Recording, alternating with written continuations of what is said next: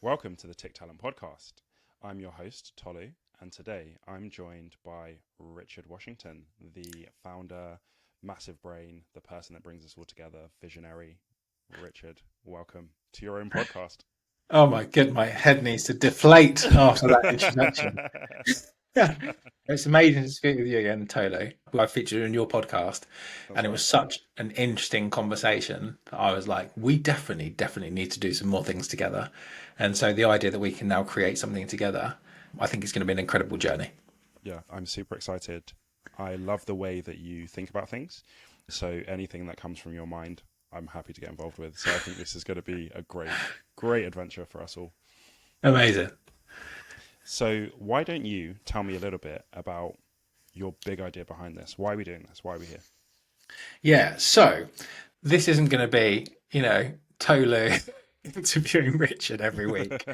This is more us sort of feeling out and working through some of the questions we've got in our minds. But the big theory behind it is obviously we're a tech talent recruitment consultancy, and that's all about finding amazing talent to connect with amazing brands. And what I realized from my own career is that the people that we role model against, our mentors, our leaders, the people that we aspire to be, are Mm, so often in the company we work at. And mm, so it's kind of like what good looks like, and the possibilities of what you could achieve is very much what's in front of you in your company. And obviously, some companies are massive, some companies are smaller, but it's very insular and it's very tunnel vision, like the blinkers on a racing horse.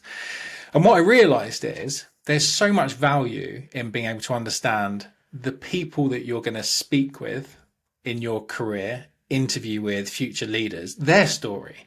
Because while you might interview with a company and meet the CEO or the VP of sales or your line manager, and you go, oh, they're at this level and they're immediately on a pedestal, they've been through a career. mm, They started out with no skills, with a lack of confidence, with no major advantage over anyone else, but then they went through a journey to get to where they got to mm, or where they are today. And that's been a really crazy journey with loads of big decisions, big bets, people that believed in them, people that doubted them, decisions they took, gambles they took, mistakes they made, things they pulled off, magic that happened, luck, all these things took them on this journey to get to where they are today. And I think that most podcasts, and I love listening to podcasts, but so many of them are celebrity. mm, So with people with like an insane talent around something to do with, entertainment or sports or something like that, or they're very entrepreneurial. mm, But most people are not probably the best in the world at a certain sport, and most people aren't entrepreneurs. Most people work in companies, certainly for a large part of their career. So that kind of like intrapreneurial journey that people have been on, I think is more real. And if we can speak with some of the most interesting leaders within some of the most innovative companies in the world mm, and understand the journey they've been on, how they got there, mm. and everything that added up to where you see them today, I think it will make it much more real for people to have role models, recipes, ideas Mm. that they can go and use in their career to take some different and better decisions. And maybe, for those leaders, shine a bit of a light on the amazing things that drew them to their company, which will help them to attract some talent as well. So I think if we do it right, this can be a real win-win and something that I've not seen out there today. I think that recognition of the fact that most people don't actually want to quit their jobs and go start their own business, and that they want to just be really good in the companies that they work for. And that intrapreneur thing, I think, is something that we don't really hear that much about. It's something that I've heard in terms of like high performance, like think like an entrepreneur, but in a business. But I've not really seen anything that is for people who that's what they want to do. They want to be really good in their companies, grow, progress, and that's what they want to do. They don't want to Yeah. quit their job and start a business. So I think you're right. This is going to be a massive win-win for everybody involved. Yeah, it's interesting, right? We both spent 12 years in a company, right? Yeah. So, and I didn't know in those 12 years the term entrepreneur, which is crazy, but it's just like the path you go on inside a company that Exactly. you enjoy growing with. And everything's geared towards you. Like you say, you go onto social media. If you're not a millionaire who's working from a beach, you're a complete failure. exactly. And if you're not if you're not opening your bank account every morning and realizing that you've drop shipped £1 million worth of stuff, Yeah, then what are you doing with your life? exactly. So yeah, I think that if we just the term entrepreneur, I think I heard of it for the first time 3 years ago. So I think just the term isn't even that well known. But yeah, I absolutely agree. I think, and it might not be that people always want to be entrepreneurs and always want to work in a company, but at this stage, they're really happy growing with a business or maybe finding a new business to grow with, but they don't yet have that massive idea, or they've got loads of ideas, but don't know where the hell to start or who to speak with or where to get started to go and make those things come true. So I think this is for everyone who doesn't fit within the I am already an established successful celebrity entrepreneur, which hopefully will be enough people A this lot makes of this people. podcast Yeah. interesting. Yeah. I think it'll be a lot of people, and I think also not everybody wants to be the top dog. Not everybody wants to be number one. There are some people who make amazing careers out of, for example, being like a number two to a C. There are definitely lots of very high-powered positions that you're not actually the number one person, and there's Yeah. so many people that flourish in that environment. So I think it's going to be a lot of people that this will serve. Yeah, absolutely. There's so many different layers to leadership, right? I'm not sure. Have you done the wealth dynamics, like personality profiling? No, what's that? It's really good. So there's obviously lots of different personality tests that you can do. So probably the most famous one is Yeah, 16personalities.com, which is based on like Myers-Briggs Myers and Briggs. Yeah, Jung, which is really good. And I really got a lot of value from doing that one. But I did one about 4 years ago called Wealth Dynamics with an incredible mentor, probably the best coach I've ever had, called Sue Whittle. And my profile came out as supporter, which is literally what you've described. I'm like Riker on Star Trek. Immediately alienated 98%. I don't know See, much about Star Trek, but I can get what you mean.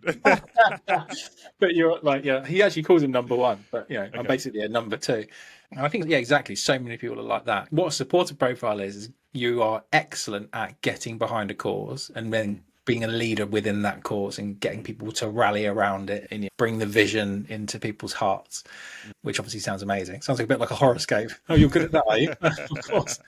But you're absolutely right. There's a Yeah. very small percentage of people who are entrepreneurs who've actually taken that initial bet, and then everyone else that rallies around them. They're no less ambitious, they're no less skilled, they're no less committed. They just have different roles on the pitch. Often, the entrepreneur wouldn't achieve anything without these people, so they are the most Exactly. important. Exactly. Because it takes everybody's skill set to come together, and even to be able to like let go of your own ego, because some people, like, it's going to be hard to say I want to be a number two because we're taught to be number one. It's going Yeah, to be tough to say I'm happy to support and that's what I thrive on. My job is to make you look amazing. That's what yeah, I'm here to do. I think it definitely tweaks with the ego as well. yeah, yeah. Absolutely right. We all need it. We all have it, right? We all Yeah. have it. I've definitely had different periods of my life where, people are like, oh, but don't you want to be like your boss's job, or don't you want to be the top person? And I really had to think to myself, okay, what do I actually want? Like, Mm, am I happy in my supporting role, or do I have to be number one? And that's been a really interesting journey, especially as a competitive person. It's been so interesting in understanding that actually I'm probably better in a supportive role than being the person that casts the vision, does all that big stuff. I'm more than happy to do what you said, come alongside the vision, make it happen. I like mm. making stuff happen for other people more than probably I like making it happen for myself. Yeah. Well, that's what makes you a good leader. Very interesting, right? It's Yeah. very interesting. It's very interesting. It's true, isn't it? Anyone that wasn't like that and wanted to do it for themselves and have the vision and it had to be their way, probably be quite difficult for To a lot of follow, people yeah. to rally around because they don't feel like you got the best interest at heart. But yeah, I absolutely understand what you're saying. I think as much as anything, we're going to be going through a bit of a learning journey ourselves around how to articulate these things. If we've only heard the Absolutely. term entrepreneur very Very recently. recently, and we're still on our own journeys, right? We're not a bunch of people who are in their 70s talking about the careers that they've had from a perspective of like massive achievement. We're trying to still figure stuff out all the time. So, Exactly. as much as anything, I think by speaking with all these great people, it's going to open our eyes around different things and put things in perspective. But like they say, comparison's the thief of Thief joy. of joy. Yeah. Comparison is the thief of joy.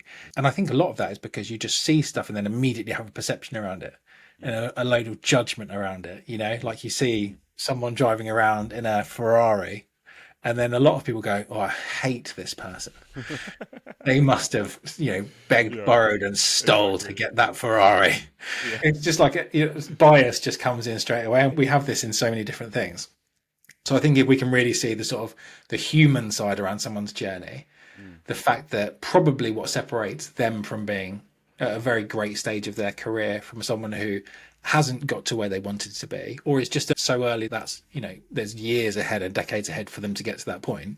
If they realize that was just a person who took some big decisions, committed, sacrificed, all these sorts of things, but really what did that mean rather than just a bunch of buzzwords, right? They know that that meant that they were feeling a bit frustrated at one point and they took the decision to go and knock on the CEO's door and have a conversation with them. Like that moment changed their life. Or they were unhappy, and rather than just sticking with it and staying at that level, they did something about it and took a bit of a chance. We're all results of decisions that we've taken, and everything that we know and everything we've achieved has been a really messy journey.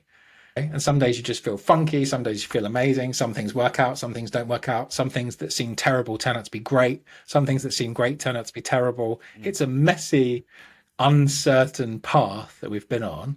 So the more that we can understand and bring people's stories and examples to other people to go and get real life things that they can learn from outside of their specific company and their specific leadership structure, I think that can't be a bad thing. Yeah, I agree. Connecting people to stories of others and expanding people's network, I think, is a great thing. What would you like for this podcast 5 years from now? 5 years from now, it's a big time frame, isn't it? So I'm about to turn 40 next month. Okay. So I'll be about to turn 45. So why am I putting it into that frame? Because I think that it's like a stage of life thing, right?